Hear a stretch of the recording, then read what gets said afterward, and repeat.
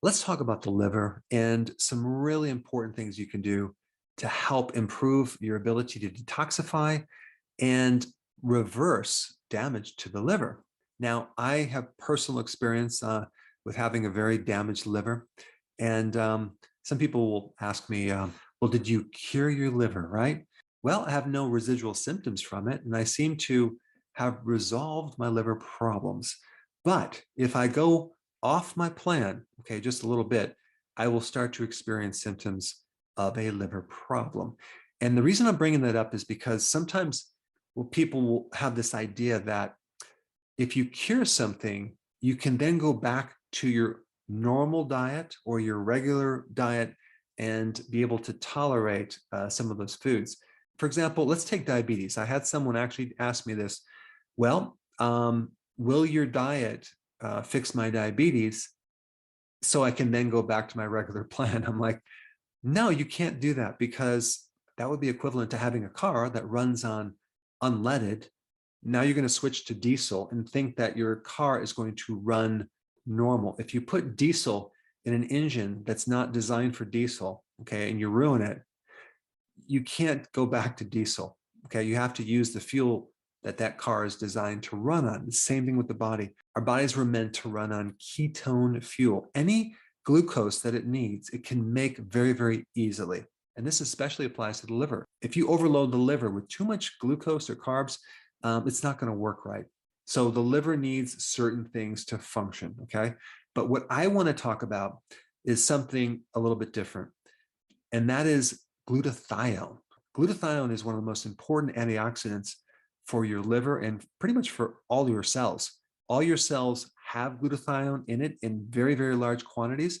And it's a very important, I like to call it a superhero, because it's there to protect the liver. It's there to help repair the liver from damage. And there's a lot of research on glutathione. There's actually over 100,000 peer-reviewed papers in scientific journals just on glutathione. So it's well researched. And so it's heavily involved with the repair actions of the liver, as well as the detoxification function of your liver. And so whether you have a fatty liver or an inflamed liver or scar tissue or cirrhosis of the liver, maintaining your glutathione levels is going to be a very, very important thing to do. Now, as far as detoxification, glutathione has special affinity for heavy metals, okay, especially mercury. It pulls it out of the brain and brings it to the liver and out through the bile, and it gets it out of the body. I mean, that's like miraculous. It helps to change poisons that are fat soluble, that are stuck in the body, to water soluble, harmless particles. That's pretty cool. It helps to break down things like hydrogen peroxide that your cells make as one of the defense mechanisms in the immune system. Your body makes a lot of hydrogen peroxide. So glutathione comes in there and helps to neutralize that. If you have overdosed on something called acetaminophen, then glutathione can come in there and neutralize that effect. If you drank a lot of alcohol, glutathione can help minimize the damage to your liver. If you are taking medications on a regular basis, you should be making sure your glutathione is at a higher level. I mean, there are so many health conditions that are connected to low levels of glutathione.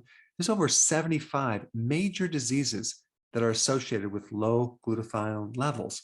And the problem is, as we age, we make less and less of it. So I'm going to talk about how to keep it at a higher level in your body. It can also improve insulin resistance. It can help counter exercise fatigue, and it can protect the mitochondria. That's one of its main functions. The mitochondria is all about producing energy. And when you get damage in the mitochondria, you're more susceptible to getting cancer. And so glutathione is directly involved in keeping the mitochondria from becoming too damaged so you can prevent cancer. So it's a really important molecule.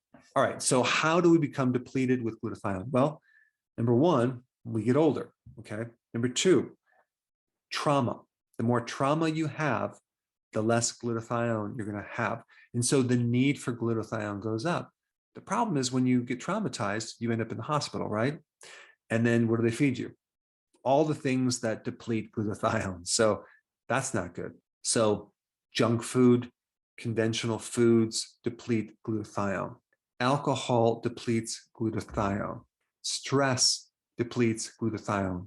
Toxins, exposure to heavy metals, plastics, chemicals, medications, drugs, all deplete glutathione and increase the need for glutathione. Overtraining, let's say you go to the gym and you exercise too much.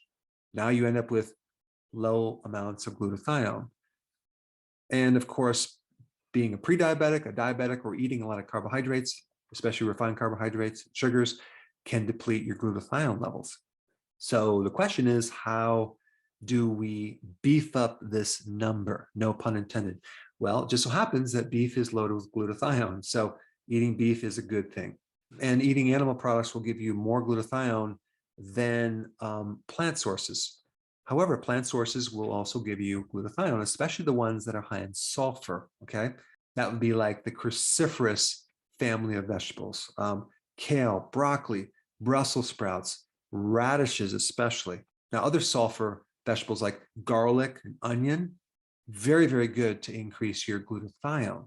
And so when you have your animal meats, like whether you have your beef or your fish or whatever, add the garlic and onion to it to really optimize that glutathione. Now, there's other supplements you can take to increase your glutathione as well. NAC is one. Alpha lipoic acid is another. Curcumin, which is from turmeric, is another. Vitamin D will help you. SAMe is another. And melatonin. And I'm not talking about the supplement melatonin. I'm just talking about the melatonin that you can get from being exposed to infrared light. So being out in the sun will increase melatonin, which will then increase glutathione. And melatonin is a very powerful antioxidant as well. So the combination is really good. And then also what the sun will do for your stress, it lowers your stress levels. And so all these things together can compound this amazing effect to increase glutathione. But I think it's important to understand the mechanics of glutathione so you can understand that if you were traumatized, for example, you had an injury, well, definitely start getting more glutathione to counter that effect. Or let's say you slipped off your program and drank some alcohol. Well, now beef up your glutathione levels. Or, you're aging. The older you get, the more stressed you are, the more that you have to take medications, the more important it is to keep your diet really, really clean to increase your glutathione to counter and neutralize the effect that these things can have on your body. Now, there's a lot more to know about the liver. And so I want you to watch this video next. I put it up here. Check it out.